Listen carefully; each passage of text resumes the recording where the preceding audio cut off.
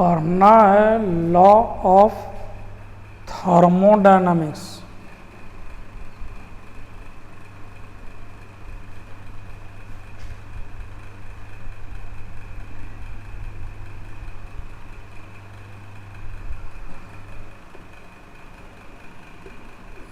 Zeroth law of thermodynamics. Thermodynamics का शून्यमा नियम, zeroth law, शून्यमा नियम समझिए। जीरोथ लॉ है एक बॉडी यह है, दूसरा बॉडी यह है, दोनों का टेम्परेचर अलग अलग है और दोनों एडियाबैटिक वॉल से सेपरेटेड है।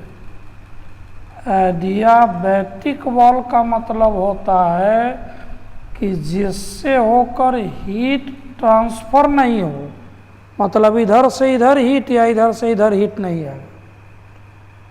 तो अब यदि तीसरा ब्लॉक सी को दोनों के कांटेक्ट में रख दिया जाए तो कुछ समय के बाद तीनों का टेम्परेचर एक हो जाता है। इसी को कहते हैं हम लोग जीरोथ लॉ ऑफ थर्मोडायनामिक्स, कि ब्लॉक ए और ब्लॉक बी अलग अलग टेम्परेचर पर है और एडियाबैटिक वॉल से सेपरेटेड है। इसमें से इसमें या इसमें से इसमें हीट का ट्रांसफर नहीं हो। तीसरा ब्लॉक को रख दिए उसके ऊपर जो दोनों के कांटेक्ट में है, तो उस स्थिति में हीट का ट्रांसफर होगा और कुछ ही समय में तीनों थर्मल इक्विलिब्रियम को प्राप्त करेगा, तीनों का टेम्परेचर एक समान हो जाएगा। और इसी को हम लोग कहते हैं जीरोथ लॉ ऑफ थर्मोडायनामिक्स।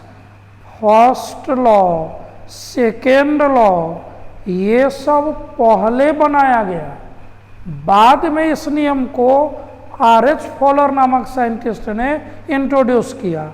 लेकिन इस नियम से टेम्परेचर का डिफिनीशन मिलता है कि टेम्परेचर वो क्वांटिटी है जो डिसाइड करता है कि हीट का फ्लो किधर से किधर होगा।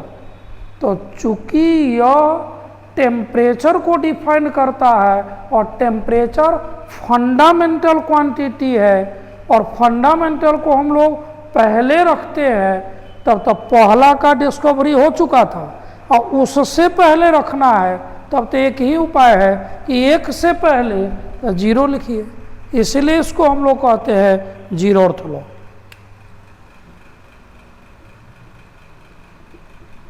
According to it, two blocks A and B are separated by an adiabatic wall,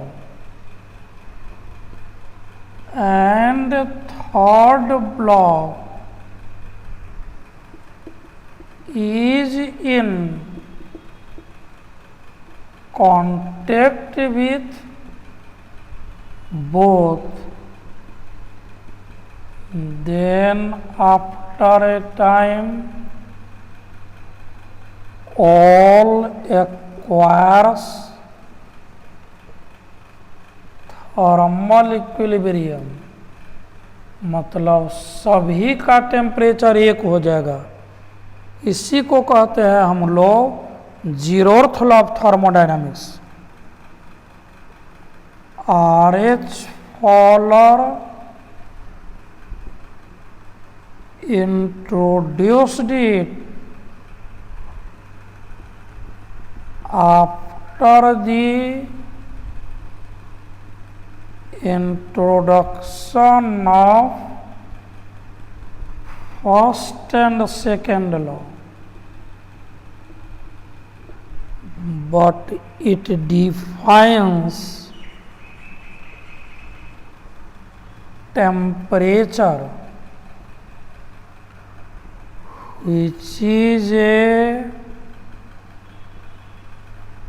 fundamental quantity, hence introduced before first law and called zeroth law। तो बता दिए कि जीरोथ लॉ में कहीं कुछ है नहीं, नॉर्मल चीज़ है कि दो ब्लॉक अलग अलग टेम्परेचर पर है। एक ये ब्लॉक है, दूसरा ब्लॉक बी है, अलग अलग टेम्परेचर पर है और एडियाबैटिक वॉल से सेपरेटेड है। तीसरा ब्लॉक सी दोनों के कांटेक्ट में यदि रखा जाए तो कुछ समय के बाद तीनों का टेम्परेचर एक हो जाता है और इसी को हम लोग कहते हैं जीरोथ लॉ ऑफ थर्मोडायनामिक्स। अब जानना है फर्स्ट लॉ ऑफ थर्मोडायनामिक्स, लेकिन फर्स्ट लॉ ऑफ थर्मोडायनामिक्स पढ़ने से पहले हम लोगों को जानना होगा इंटरनल एनर्जी का कॉन्सेप्ट, वर्क डन का कॉन्सेप्ट, ये सब पहले जान लेना है और तब पढ़ेंगे हम लोग फर्स्ट लॉ ऑफ थर्मोडायनामिक्स। ये जो लॉ ऑफ थर्मोडायनामिक्स पढ़ रहे हैं ये केमिस्ट्री में भी पढ़ना है। केमिस्ट्री में भी सेम यही सब चीज़ है, थोड़ा कुछ कुछ जगह पर अंतर है लेकिन पढ़ना वही है, सब चीज़ वही है। तो केमिस्ट्री में भी आप पढ़िएगा तो कहीं ना कहीं यदि इससे जानते हैं तो उसमें कुछ ना कुछ फ़ायदा होगा, या उसमें पढ़े हैं तो इसमें फ़ायदा होगा, दोनों में है, कॉमन चैप्टर है, समझिए। तो फर्स्ट लॉ से पहले कुछ डिफिनेशन जान लेना है। Concept of internal energy, internal energy क्या है ये समझिए। हम लोग एनर्जी पढ़ रहे थे, यहाँ इंटरनल एनर्जी। तो हम लोग पढ़ते हैं कि बॉडी के पोजीशन के कारण बॉडी में पोटेंशियल एनर्जी होता है, अब बॉडी के मोशन के कारण बॉडी में काइनेटिक एनर्जी होता है। हम लोग पढ़ते हैं कि बॉडी रुका हुआ है तो अभी काइनेटिक एनर्जी नहीं है।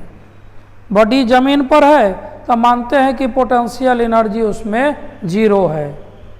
लेकिन केमिस्ट्री में हम लोग पढ़ते हैं पोटेंशियल एनर्जी और काइनेटिक एनर्जी, तो internal potential energy, internal kinetic energy, मतलब बॉडी पार्टिकल से बना है, मॉलिक्यूल से बना है, तो बॉडी के पार्टिकल का कॉन्फ़िगरेशन है, इसमें एक अरेंजमेंट है, उसी अरेंजमेंट के कारण और पार्टिकल के डिफिनिट पैटर्न में अरेंजमेंट के कारण इसमें पोटेंशियल एनर्जी है, और पार्टिकल के मोशन के कारण इसमें काइनेटिक एनर्जी है। बॉडी तो रुका हुआ है तो काइनेटिक एनर्जी फिजिक्स के अनुसार कहते हैं जीरो, लेकिन इस बॉडी में जो पार्टिकल है, मॉलिक्यूल है, ये सब रुका हुआ नहीं है, वो मोशन में है। उसमें तीन तीन तरह का मोशन है,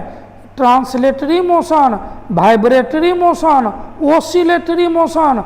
तो जब पार्टिकल में बॉडी तो रुका हुआ है, बॉडी तो एक जगह रुका हुआ है, लेकिन उस बॉडी के अंदर जो पार्टिकल है वो मोशन में है, तब तो कोई भी पार्टिकल मोशन में है तब तो उसके पास काइनेटिक एनर्जी है। लेकिन उस काइनेटिक एनर्जी को हम लोग इंटरनल काइनेटिक एनर्जी कहते हैं। अब फिजिक्स में जो काइनेटिक एनर्जी कहते हैं वो देखते हैं कि बॉडी चल रहा है कि नहीं।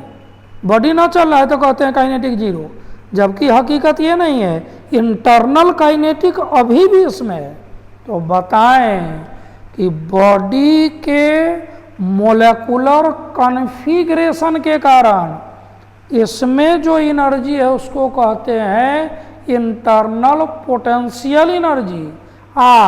मोलेकुलर मोशन के कारण जो एनर्जी है उसको कहते हैं इंटरनल काइनेटिक एनर्जी। दोनों को जोड़ते हैं उसी को कहते हैं नेट इंटरनल एनर्जी। तब बता दिए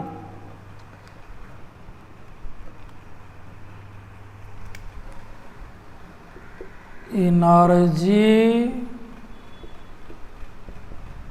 due to molecular configuration is internal potential energy. क्योंकि बॉडी मोलेकुलर कॉन्फ़िगरेशन के कारण है, बॉडी के अंदर मोलेकुल का एक डेफिनिट पैटर्न में अरेंजमेंट है, इसके कारण है, तो वो है internal potential energy. And energy due to molecular motion is internal kinetic energy. तो बॉडी के मोलेकुल के कॉन्फ़िगरेशन अरेंजमेंट डिफिनिट पैटर्न में इसमें अरेंजमेंट के कारण एक है internal potential energy, molecular motion के कारण है इंटरनल काइनेटिक एनर्जी। दोनों को जोड़कर कहते हैं internal energy. And their sum is internal energy. तो बताएं इंटरनल एनर्जी का मतलब हो गया internal kinetic plus internal potential. लेकिन आप केमिस्ट्री में पढ़े होइएगा काइनेटिक थ्योरी ऑफ गैस, उसमें पढ़े होइएगा कि मानते हैं कि मोलेकुल के बीच इंटरमोलेकुलर फोर्स बहुत कमजोर है, मतलब नेग्लिजिएबल है। वहाँ तो मानते हैं नेग्लिजिएबल है, इसलिए तो हम लोग आइडियल गैस इक्वेशन और रियल गैस इक्वेशन में सुधार करते हैं प्रेशर में। Van der Waals pressure constant a chemistry में पढ़े होइएगा बी, उसका यूज करके। तो आइडियल गैस के केस में मानते हैं कि इंटरमोलेकुलर फोर्स नहीं है, इसलिए इंटरनल पोटेंशियल एनर्जी जीरो है, मतलब इंटरनल एनर्जी सिर्फ इंटरनल काइनेटिक एनर्जी के बराबर है। और an ideal gas intermolecular force is negligible, hence internal potential energy is negligible। और इंटरनल एनर्जी सिर्फ कहेंगे इंटरनल काइनेटिक एनर्जी को। और अभी तत्काल कम से कम बूझिए कि इंटरनल काइनेटिक एनर्जी 3/2 RT को कहते हैं। हालांकि ये चेंज होगा, तत्काल समझने के लिए एक लाइन लिख दी है, इसके बारे में डिटेल से आगे बताएंगे। तो internal energy internal potential plus internal kinetic को कहते हैं, लेकिन आइडियल गैस के केस में इंटरनल पोटेंशियल जीरो मानते हैं। तो मानते हैं कि इंटरनल सिर्फ इंटरनल काइनेटिक के बराबर है, जो 3/2 RT के बराबर है।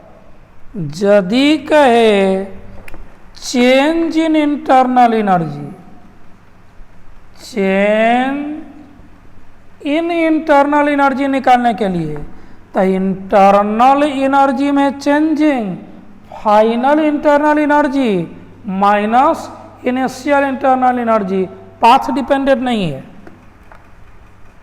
Change in internal energy is not path dependent, मतलब इसीलिए चेंज इन इंटरनल एनर्जी का एक फॉर्मूला है, final internal energy minus initial internal energy, एक फॉर्मूला ये है। और हम लोग पढ़ेंगे अनेक तरह का प्रोसेस, आगे बता रहे हैं, आइसोथर्मिक प्रोसेस, आइडियाबैटिक प्रोसेस, आइसोकोरिक प्रोसेस, बारिक प्रोसेस, क्वासी स्टैटिक प्रोसेस, तो बहुत सारा प्रोसेस है। तो यदि कहे साइक्लिक प्रोसेस, टर्म दे दिया जाए for cyclic process, cyclic process मतलब जिस स्टेट से शुरू हुआ वहीं पर फिर पहुंच जाए। तो साइक्लिक प्रोसेस का मतलब जो फाइनल है वही कौन है, initial.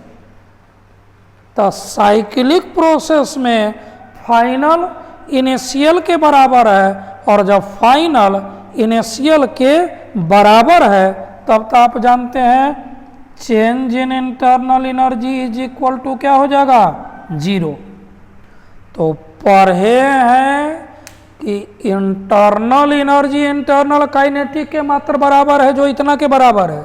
Change in internal energy final minus initial, और साइक्लिक प्रोसेस में चूंकि जो इनिशियल है वही फाइनल, इसका मतलब change in internal energy is equal to हो जाएगा 0 साइक्लिक में।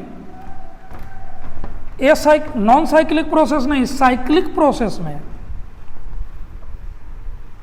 और इंटरनल एनर्जी का फॉर्मूला तत्काल एक बताए, 3/2RT। तो चेंज इन इंटरनल एनर्जी का एक और फॉर्मूला हो गया, ये तो कांस्टेंट है, आर भी कांस्टेंट है, यही ना बदलेगा, तो डेल टी। और ये बदला इसलिए ही बदला, तो चेंज इन इंटरनल एनर्जी का एक और फॉर्मूला ये है।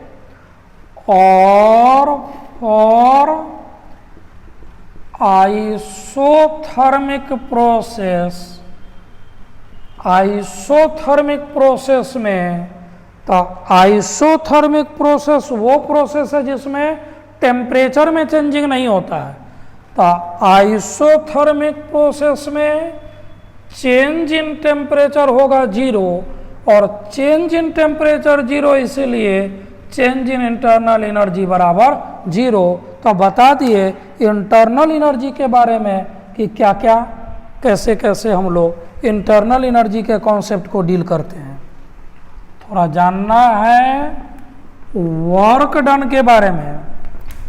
फिजिक्स में वर्क डन पढ़ते हैं दूसरा, कि बॉडी को डिस्प्लेस किए, बॉडी पर मान लीजिए फोर्स लगा, बॉडी डिस्प्लेस्ड हुआ, तो इस फोर्स के द्वारा इस डिस्प्लेसमेंट में work done Fs cos theta. यहाँ ये वर्क डन नहीं, यहाँ गैस के केस में हम लोग वर्क डन देख रहे हैं। तो देखना है वर्क डन का concept, concept of work done. तो पहले बता दिए किसका कॉन्सेप्ट, इंटरनल एनर्जी का कॉन्सेप्ट, और अब जान रहे हैं वर्क डन का कॉन्सेप्ट। समझिए फिजिक्स में वर्क डन तो आप जानते हैं Fs cos थीटा, या F vector dot S vector. यहाँ वर्क डन का गैस के केस में जो केमिस्ट्री में भी पढ़ना है मेनली तो वही है। एक गैस सिलेंडर है, और आप जानते होइएगा कि गैस मॉलिक्यूल प्रेशर एक्सर्ट करता है।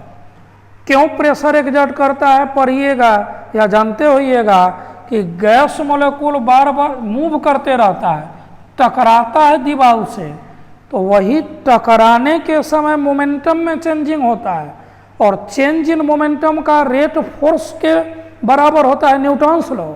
आप प्रति यूनिट एरिया में जो फोर्स लगे वही तो प्रेशर है। तो जब गैस सिलेंडर में गैस है तो इस गैस के द्वारा इस पर प्रेशर लगेगा, फोर्स लगेगा, अब प्रेशर बराबर होता है फोर्स पर यूनिट एरिया, तो गैस के द्वारा जो फोर्स लगा वो है प्रेशर इनटू एरिया। और हम 4 इंच के वॉल्यूम को कम करें, गैस सिलेंडर क्लोज्ड है, 4 इंच के वॉल्यूम को कम करें, तब तो आप जानते हैं कि बाहर से फोर्स लगाना होगा। थोड़ा डिस्प्लेस कर दिए फोर्स लगाकर, इतना से डिस्प्लेस कर दिए, कितना से, थोड़ा dx से, तो देखना है कितना वर्क डन हुआ। तो थोड़ा डिस्प्लेस किए, इस थोड़ा डिस्प्लेसमेंट में जो थोड़ा वर्क डन हुआ वो एफ dx, और एफ के जगह लिख सकते हैं आप पी ए dx, और पी ए है इसका एरिया और dx इतना का लंबाई, तो एरिया इंटू लंबाई मतलब इतना का वॉल्यूम, तो इतना वॉल्यूम मतलब कितना चेंज इन वॉल्यूम हुआ, तो चेंज इन वॉल्यूम मतलब P D we.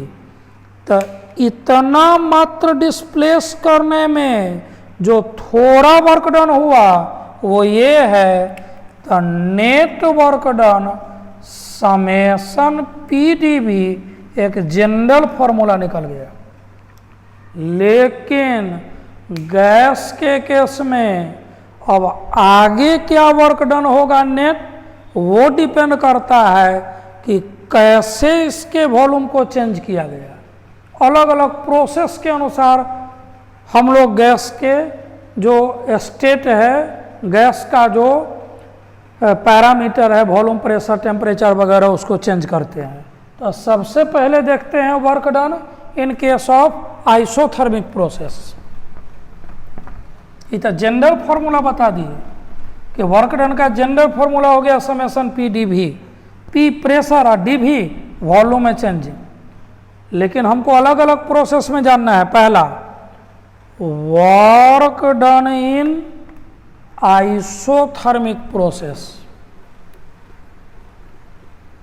Work done in an isothermic process.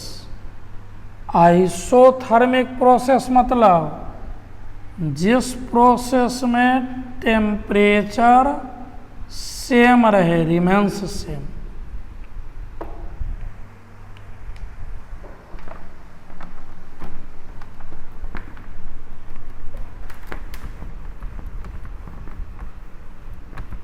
समझिए, जनरल फॉर्मूला निकाल चुके हैं वर्क